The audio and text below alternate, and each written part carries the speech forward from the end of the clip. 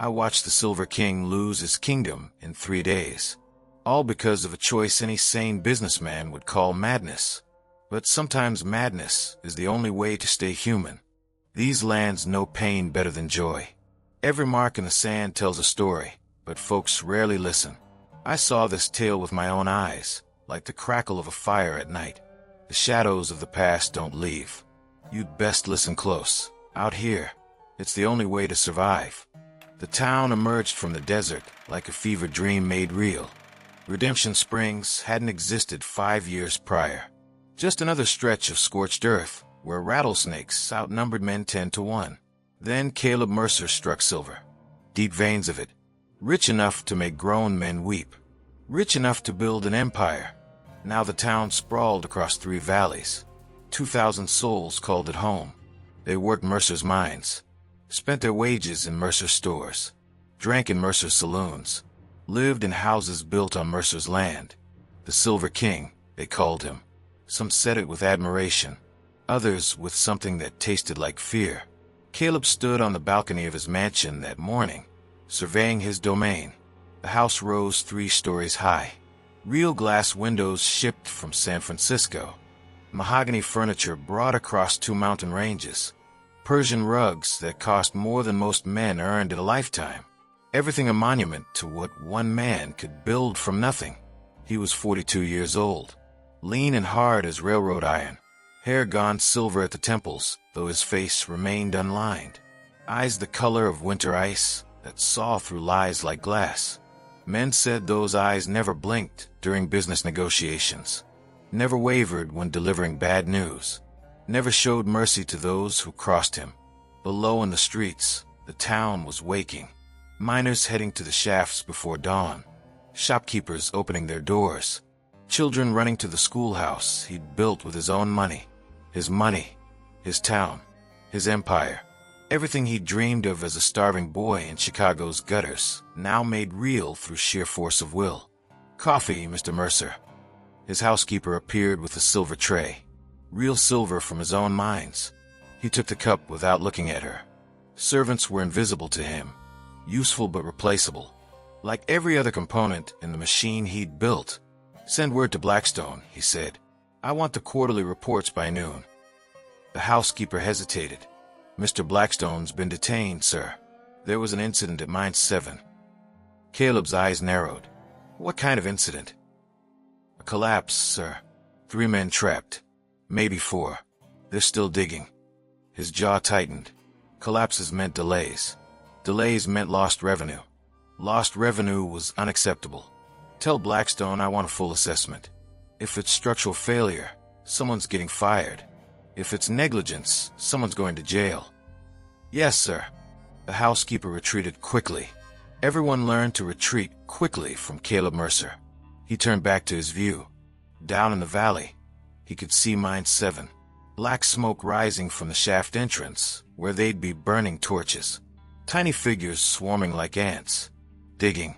Searching. Hoping. He felt nothing. Mines collapsed. Men died. That was the nature of the business. He paid fair wages, better than most operators. Provided company housing at reasonable rates.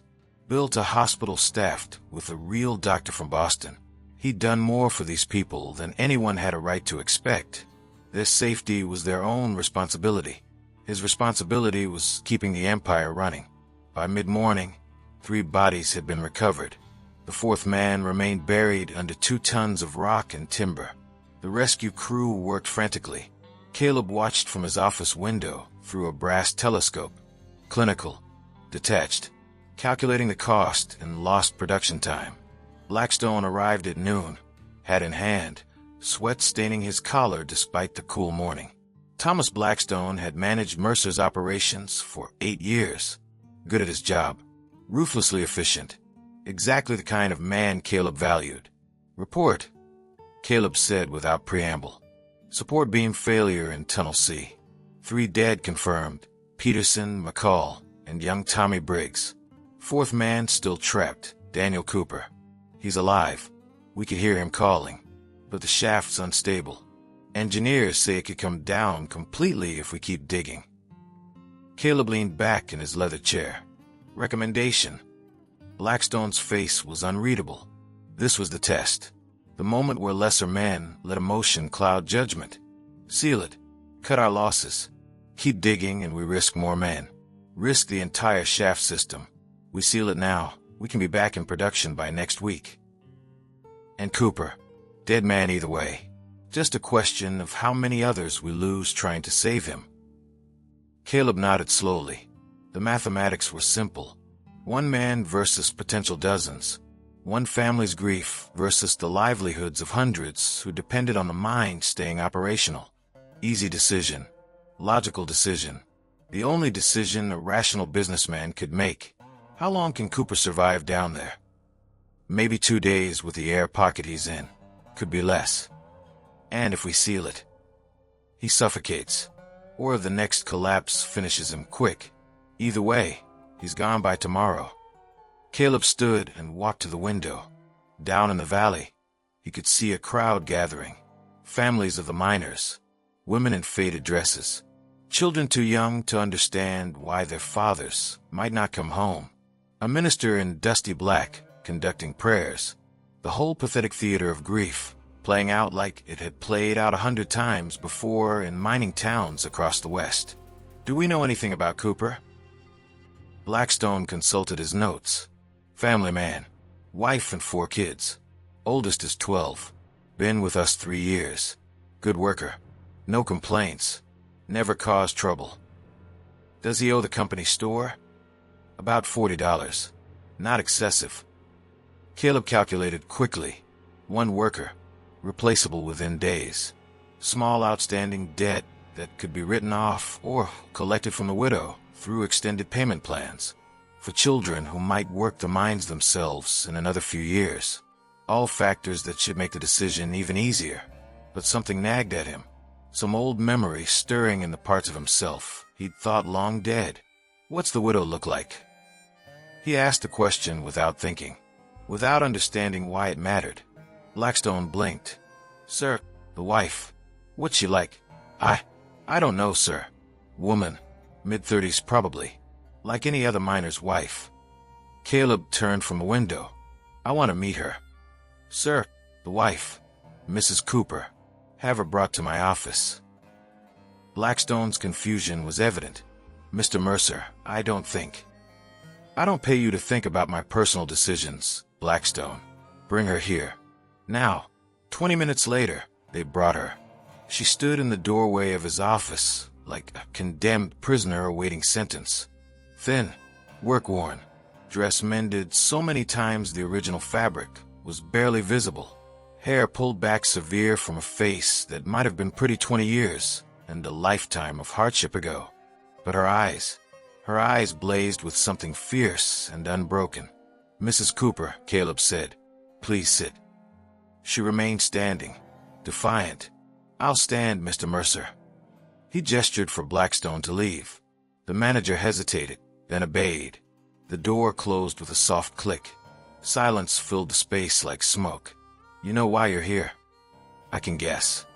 Your husband is trapped in Mine 7. The situation is complicated. Complicated. She repeated the word like a curse. That's what you call a man buried alive. Complicated. The shaft is unstable. Continuing rescue operations puts other men at risk. So you're going to seal it. Bury him alive to save money. Not a question. A statement. Caleb's jaw tightened. To save lives, Mrs. Cooper. There's a difference. Is there? Her voice cracked. Tell me, Mr. Mercer, when you're lying in your feather bed tonight, in this palace you've built, will you hear my husband screaming in the dark? Will you hear my children crying for their father? Or will your expensive walls keep all that unpleasantness out? Something in her words struck him like a physical blow. For reasons he couldn't name, he saw himself in her eyes. Not as he was now, as he'd been 40 years ago. A boy of 7 watching his own father being loaded into a pauper's grave after dying in a Chicago factory fire. Watching his mother's face as she tried to figure out how to feed 4 children on nothing but prayers and pride. I didn't bring you here to be insulted, Mrs. Cooper. Then why am I here? To beg? To plead for my husband's life like a dog begging for scraps. Will that satisfy your sense of power, Mr. Mercer? I brought you here because I wanted to look you in the eye before making my decision. The words surprised him. Truth he hadn't known he needed to speak. She stared at him, through him, into places he'd locked away. And what do you see, Mr. Mercer? Do you see anything that makes me different from all the other widows your minds have created? Because I'll tell you what I see. I see a man who's forgotten what it's like to be human. I see someone who counts profit and loss, but never counts the cost in souls. I see the kind of man who builds an empire on other men's graves and calls it progress. The silence that followed was absolute. Outside, the sounds of the town continued, life grinding forward as it always did. But in this room, something hung suspended. Some choice not yet made. Some path not yet taken. You're dismissed, Mrs. Cooper, Caleb said quietly. She didn't move. Is that it? That's your decision. I said you're dismissed. She turned to leave, paused at the door. Look back one final time. I'll pray for your soul, Mr. Mercer, because I think somewhere deep down, there might still be one left to save. The door closed. Caleb stood alone in his office, surrounded by the evidence of his success. And for the first time in 20 years, he felt something he'd thought he'd killed long ago. Doubt. Caleb Mercer didn't sleep that night. He lay in his oversized bed staring at the ceiling while shadows moved across the plaster like ghosts. Outside, the town breathed its collective anxiety. Somewhere in the darkness, Daniel Cooper lay trapped beneath tons of rock, counting his remaining breaths. Somewhere else, Mrs. Cooper sat vigil with her children, pretending there was still hope. The logical choice remained unchanged. Seal the mine, save lives, minimize losses, resume operations. It was what any competent businessman would do. What Caleb himself had done a dozen times before in similar situations. Men died in mines. That was the cost of progress, the price of empire. He rose before dawn and dressed in the darkness. No servants, no coffee, just him and the decision that wouldn't let him rest. He walked through the empty streets of his town, past the stores bearing his name, the saloons he owned, the company houses where families slept uneasily. Everything here existed because of him, because of choices he'd made, capital he'd risked, vision he pursued when others called him mad. Mine 7 rose before him as the sun broke the eastern horizon. The rescue crew had worked through the night, exhausted men with blackened faces and bloodshot eyes. They'd made progress, 6 feet deeper into the collapsed tunnel. But the engineers' warnings grew more urgent with each passing hour. The entire shaft system was compromised. One wrong move could bring down the whole structure. Mr. Mercer. The night foreman approached, hat in hand. James Sullivan, Irish immigrant. 20 years in mines from Pennsylvania to Nevada. Good man, honest worker. The kind who looked you in the eye when delivering bad news. Didn't expect to see you out here, sir. Progress report. Sullivan's face was grim. We're close. Maybe 10 feet from where we think Cooper's trapped. But the supports are failing faster than we can shore them up. Lost another beam an hour ago. Nearly took 2 men with it. Can you reach him? Maybe. If we're lucky. If the whole thing doesn't come down first. Sullivan paused. Looked at Caleb directly. Sir, I know it ain't my place to say. But these men, they're scared. They're digging because you pay their wages, and they need to feed their families. But they're digging for a dead man while risking their own lives. That don't sit right with most of them. And you, Sullivan, what do you think? The foreman was quiet for a long moment.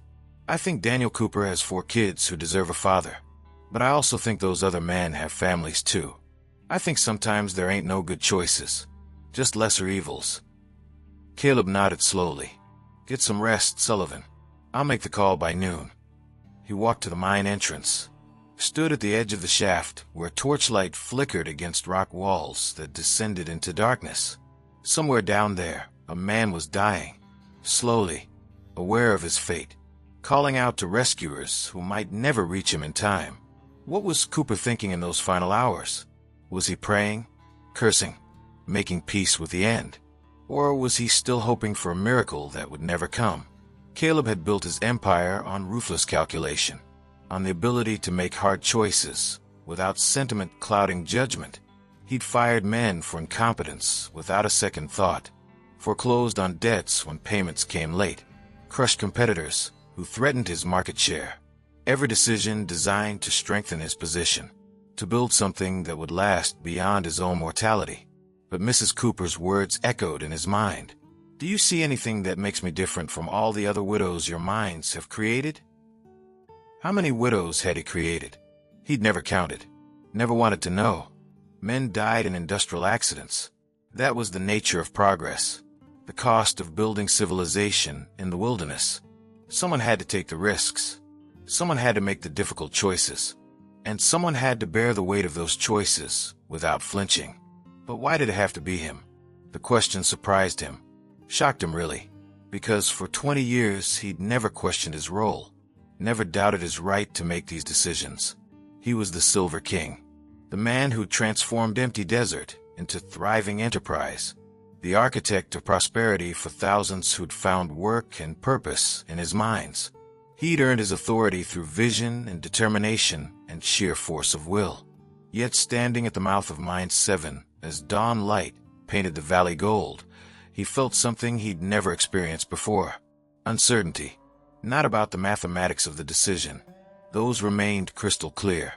But about the man he'd become in pursuit of empire. About whether the cost of his success could be measured in anything beyond silver and dollars. He returned to his office as the town woke around him. Blackstone was already waiting with fresh reports and the anxiety of a man who needed clear direction. Engineers' assessments, structural analyses, risk calculations, everything pointing toward the same conclusion. Seal the mine, cut losses, move forward. The men are asking what the decision is, Blackstone said carefully. They need to know whether to keep digging or start the sealing process. Caleb sat at his desk, ran his fingers across polished mahogany imported from forests 3,000 miles away. Everything in this room represented choices made and risks taken. Everything built on a foundation of decisive action, uncomplicated by doubt. How long until we lose the shaft completely? Engineers say maybe 12 hours. Could be less.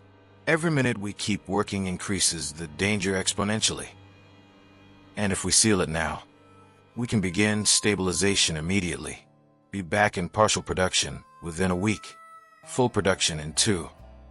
Blackstone's voice carried the weight of practical wisdom. "Mr. Mercer, I know this is difficult, but you've made harder choices before. This is just business. Just business." How many times had Caleb used those words to justify decisions that affected people's lives? How many times had he reduced human cost to line items and ledgers? It was the language of empire, the vocabulary of success, the price of being the man who made the hard calls while others enjoyed the benefits without bearing the weight. "Tell them to keep digging," Caleb heard himself say. Blackstone blinked. "Sir, I said keep digging. Double the crew. Triple it if necessary. Shore up those supports and get Daniel Cooper out of that hole." "Mr. Mercer, with all due respect, that's insane, illogical, bad business." Caleb stood and walked to his window overlooking the valley. "Yes, it's all of those things. Do it anyway." "Sir, I have to protest. The risk to other men is my responsibility, not yours. I'm giving you a direct order, Blackstone. Execute it or tender your resignation. Those are your only 2 options." The silence that followed was thick with unspoken implications. Blackstone had served loyally for 8 years precisely because he understood the rules, understood that emotion never trumped logic. That sentiment was the enemy of success. Now his employer was violating every principle they'd built the empire on. "Yes, sir," Blackstone finally said. "I'll give the order." After his manager left, Caleb stood alone watching the valley transform in morning light. Somewhere down there, Mrs. Cooper would hear the news, would allow herself to hope against all rational expectation, would clutch her children close and whisper prayers to a God who'd taken so much already. And Caleb Mercer, the Silver King, the man who'd built an empire on ruthless calculation, would wait to see whether he'd just made the worst business decision of his life, or the first truly human choice he'd made in 20 years. The mine continued to groan like a dying beast. The rescue continued against all logic. And somewhere beneath tons of rock and timber, Daniel Cooper kept breathing, kept hoping, kept holding on to life with the desperation of a man who still had reasons to survive. Word spread through Redemption Springs like wildfire across dry prairie grass. The Silver King had ordered the rescue to continue, against all logic, against all business sense, against the advice of every engineer and foreman who understood the numbers. Men whispered in the saloons. Women gathered at the general store. Children stopped their games to watch miners rushing toward Mine 7 with fresh timber and rope. Nobody understood why. Caleb Mercer didn't make sentimental choices, didn't risk capital on lost causes, didn't gamble with lives when mathematics pointed toward certain failure. Yet here he stood in direct violation of every principle that had built his empire, and the town couldn't decide whether he'd lost his mind or finally found his soul. The rescue crew swelled from a dozen men to 50, then 100. Volunteers appeared from every corner of town, men who'd worked different mines, men who owed Mercer nothing but feared the precedent of leaving a brother buried alive. Even men who hated the Silver King for debts collected and wages kept low showed up with pickaxes and determination. Sullivan organized them into shifts. 6 hours on, 6 hours rest. The work was brutal, dangerous beyond measure. Every foot they advanced required shoring up walls that threatened collapse. Every timber they placed groaned under the weight of unstable rock. The mountain itself seemed angry at their defiance. Caleb watched from the surface, hour after hour, day bleeding into night, bleeding into day again. He didn't return to his mansion, didn't sleep in his feather bed. He remained at the mine entrance, like a captain refusing to abandon his ship. Coffee when someone brought it, food he barely tasted, eyes fixed on that dark shaft descending into the earth. Mrs. Cooper came on the second day, stood at a distance watching the organized chaos of men fighting against geology and time. She didn't approach him, didn't speak, just stood there bearing witness to this impossible rescue attempt, this defiance of logic in the name of something that couldn't be measured in silver or dollars. Their eyes met once across the dusty expanse. No words passed between them, but something unspoken shifted in that moment.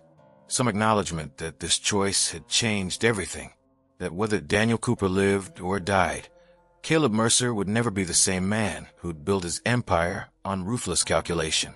On the third day, they broke through. The shout came up from the depths like a prayer answered. "We've got him. We can see him." The crowd that had gathered erupted in cheers. Mrs. Cooper's knees buckled. Women caught her, held her up while tears streamed down her withered face. Children danced and shouted. Even hardened miners wiped at their eyes and pretended it was just the dust. But the celebration proved premature. Sullivan emerged from the shaft with a face like granite, approached Caleb with the careful steps of a man delivering a death sentence. "We can see him, sir. He's alive, but he's pinned, leg trapped under a support beam that's holding up the entire structure. We move it, the whole thing comes down." Caleb felt something cold settle in his chest. "Can you stabilize it?" "Maybe, but it'll take time. Days, probably. And Cooper, he's in bad shape. 3 days without water. Crushed leg. Probably infected by now. I don't think he's got days left in him." "What are the options?" Sullivan looked away, looked back, met Caleb's eyes with the terrible honesty of a man who'd seen too much death in too many mines. "We can take our time, do it safe, probably lose Cooper but save the shaft. Or we can take the risk, pull him out quick and hope the mountain doesn't come down on everyone." How many men would be at risk? In the shaft itself, maybe 20, but if the whole system collapses, it could destabilize tunnels of through D. We could lose access to the richest veins in the operation. There it was, the real choice laid bare. One man's life versus the foundation of the entire enterprise. One family's hope versus the livelihoods of hundreds who depended on those silver veins staying accessible. The same calculation Caleb had made 1,000 times before. The mathematics that had built his empire. Except this time, the mathematics felt different. Corrupted somehow. Tainted by 3 days of watching a town come together for a single trapped miner. Changed by the memory of Mrs. Cooper's eyes and the ghost of his own childhood poverty and the weight of all those widows he'd never bothered to count. "I'm going down there," Caleb heard himself say. Sullivan blinked. "Sir," I said, "I'm going down. If we're making this decision, I'm making it standing next to Daniel Cooper, not from up here where it's safe." "Mr. Mercer, that's not wise, necessary, expected." Caleb started walking toward the mine entrance. "I'm aware. Give me a lamp and show me the way down." The descent took 20 minutes, down through timber-shored tunnels that creaked and groaned like living things, past veins of silver that glinted in lamplight, past pools of stagnant water and places where rock had crumbled away to reveal darkness beyond measure. Every step took him deeper into the earth, deeper into the belly of the empire he'd built. The rescue site was chaos organized by desperation. Men working in cramped spaces by flickering lamplight. Timbers propped at angles that defied physics. And there, pinned beneath a massive support beam, lay Daniel Cooper. He was conscious. Barely. Face pale as death itself. Lips cracked and bleeding. Leg twisted at an angle that made Caleb's stomach turn. But his eyes were alert. Aware. Fixed on the men working to free him with a hope that should have died days ago. "Mr. Mercer." Cooper's voice was a whisper. A ghost of sound. "Didn't expect to see you down here." Caleb knelt beside him, studied the beam, studied the shoring, saw immediately what Sullivan had meant. The entire structure was balanced on a knife's edge. Move the wrong piece, and it all came down. "How are you holding up, Cooper?" A weak smile. "Been better, sir. Been worse too, truth be told. Your wife is waiting up top. Your children." "I know." Cooper's eyes glistened. "That's what kept me breathing. Knowing they were up there waiting. Hoping." Caleb looked at the beam. Looked at the men working around it. Calculated angles and weight distribution and probability of success. The businessman in him saw the numbers. Saw the risk. Saw the logical choice clear as daylight. But something else in him saw different equations. Saw 4 children who deserved their father. Saw a woman who'd already lost too much to the machinery of progress. Saw his own reflection in the face of a man who'd worked hard and asked for nothing but a chance to provide for his family. "Sullivan," Caleb called. "What do you need to pull him out fast?" The foreman's face showed surprise, then understanding, then something that might have been respect. 20 men, good timber, ropes rated for twice his weight, and a lot of luck. Then get it. We're bringing Daniel Cooper out of this hole. Today. Right now. The men worked with the precision of surgeons and the urgency of soldiers under fire. Caleb stayed beside Cooper, held the injured man's hand, felt it grip with surprising strength for someone so close to death. Above them, timbers creaked warnings. Rock shifted and settled with sounds like distant thunder. "Why are you doing this?" Cooper whispered. "Why risk it all for me?" Caleb was quiet for a long moment, listening to the mountain groan, feeling the weight of earth above them, understanding in a way he never had before that empires built on human cost eventually crumble under their own weight. "Because I forgot something important, Cooper. I forgot that silver is just metal. Mines are just holes in the ground. But people are irreplaceable. Your children deserve their father more than I deserve another year of record profits." Cooper's eyes filled with tears. "Thank you. Don't thank me yet. We still have to get you out of here alive." The extraction took 45 minutes that felt like 45 years. Every movement calculated. Every shift of weight announced. The beam lifted by increments while men slid Cooper out from underneath. His scream when they moved his shattered leg echoed through the tunnels, like the cry of something primal and true. Then he was free. They carried him up through the darkness on a makeshift stretcher. through tunnels that trembled with the violence done to their structure, past support beams that sang with tension, up toward light and life and the hope of another tomorrow. Behind them, deep in the shaft they'd violated, something gave way. The collapse started slow. A shift, a groan. Then the mountain roared its displeasure, and Tunnel C came down in a thunderous cascade of rock and timber and destruction. The sound followed them up through the darkness, chasing them, nearly catching them. The final man emerged into daylight 30 seconds before the main shaft entrance caved in completely. Caleb stood covered in dust, watching his mine collapse, watching months of work and thousands in capital vanish into rubble, watching a significant portion of his empire crumble before his eyes, and felt nothing but profound relief. Daniel Cooper was lifted to the surface, where his wife and children surrounded him with tears and prayers and desperate joy. The doctor was already there with his medical bag, already assessing damage and calling for a wagon to transport Cooper to the hospital, already talking about infection and amputation and long recovery. But Daniel Cooper was alive. The crowd that had gathered watched Caleb in silence, waiting to see how the Silver King would respond to this catastrophic loss, waiting to see if he'd blame the rescuers, fire Sullivan, take back his moment of humanity, and return to the cold calculations of empire. Instead, Caleb walked to where Mrs. Cooper knelt beside her husband, knelt down himself in the dust, and met her eyes. "I'm sorry it took so long," he said quietly. She studied his face, saw something there that hadn't existed 3 days prior, something human and flawed and trying to find redemption in the ruins of certainty. "You brought him back to us. That's what matters." Caleb stood, looked at the collapsed mine, looked at the crowd of workers and families and children, looked at his empire cracking at its foundations because he'd chosen one life over logic, and knew that he'd made the only choice he could live with.